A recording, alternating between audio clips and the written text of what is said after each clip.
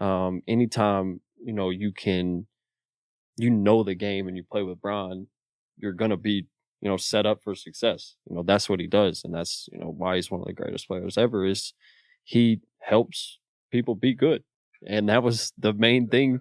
When I walked into the doors my first day, I was like, "Look, I'm gonna make him respect me and trust me."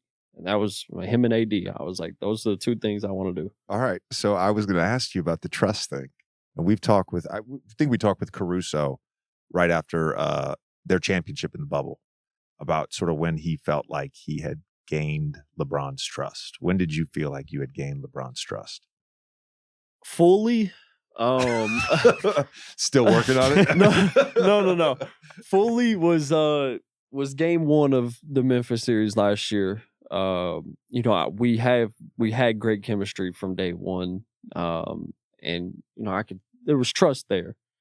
But I remember like it was yesterday, wasn't that long ago. I don't know why I'm saying that, but in the fourth quarter when I had it going, there was a shot. I forgot. I think D'Lo might have got the rebound and he outlet it to Bron. And obviously, I'm gonna run to the corner. Bron's got the ball, and I get to half court and I hear him yelling my name. He was like, "Come get the ball." I was like, "Oh shit." I got to make something good happen. I think that's maybe when I hit the three or the jump shot, one of the two. But you know, everything for me, at least, everything went to slow motion at that time. Like I was like, "Oh shit!" Like I can't make him look stupid. He's giving me the ball. Everybody's probably looking at him sideways for giving me the ball, but um, it ended up working, thank God. And after that, I kind of sit there after the game. It was just like trying to fathom what actually just happened.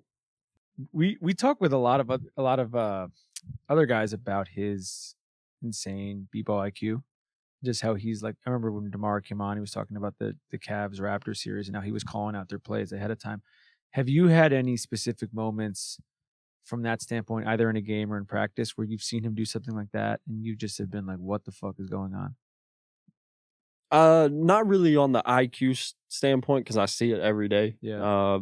I every game I see him calling out a play that they're about to run, and literally exactly what he says is what happens. But I do remember he shot the craziest. We're playing 5-on-5 my rookie year in training camp. He shot a crazy one-footed hook shot from the elbow over DeAndre Jordan off glass for game. And that was the only time in my life that I was like, I don't think I belong on this court. I was like, this is insane. That transition though, from Bron being an icon and whatever you thought of him, apparently was kind of negative growing up, to a friend and teammate and coworker. What is that sort of process like? And what did it happen overnight or did it take time? I think it took a little bit of time. But I don't know. I think it's more so just kind of the age gap. Like realistically, like he's got a whole family, like all this. I'm just, trying to figure out life in LA. And but now I can actually genuinely say that we have a friendship. I could pick up the phone, call him whenever, he'll answer. But yeah, it's genuine, and you put Bron on this such pedestal just because who he is and what he's done. And I've said this a million times. He acts like he's an 18-year-old kid. He's joking around, always having fun, never in a bad mood. Always brightening the room, regardless of any situation. And it's crazy to see because if there's anybody that could be kind of a prick or an asshole off what they've done, it could be him, but he's the exact opposite. What did you learn from last year's playoff run? Both the good and the bad. Beating Memphis, beating Golden State, whatever happened in the Denver series. Were close games. Yeah, I mean, they were close games. We got swept, but every game we could have won. Yeah.